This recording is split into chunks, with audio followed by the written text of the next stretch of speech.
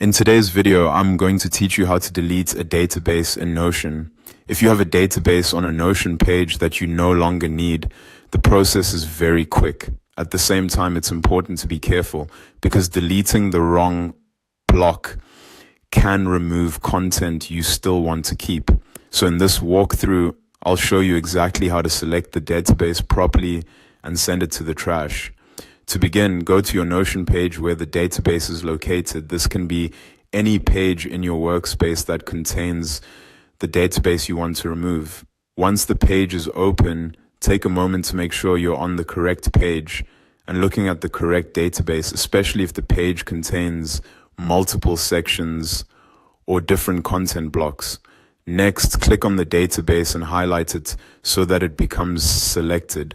This part is important because you want to select the entire database block, not just click into one individual cell, row, or field inside it.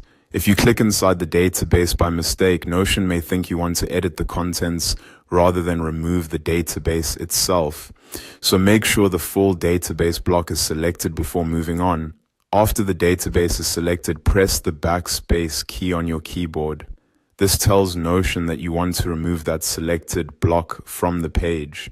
If the database has been selected correctly, you should see an option appear that allows you to confirm the action. At that point, click Move to Trash. This will remove the database from the page and send it to Notion's trash.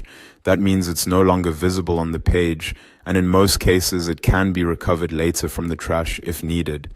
Still, it's a good idea to double check before confirming, especially if the database contains useful records, project details, or shared team information. And that's it.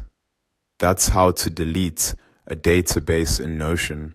The key thing to remember is to select the entire database block first, then press backspace and finally confirm by clicking Move to Trash.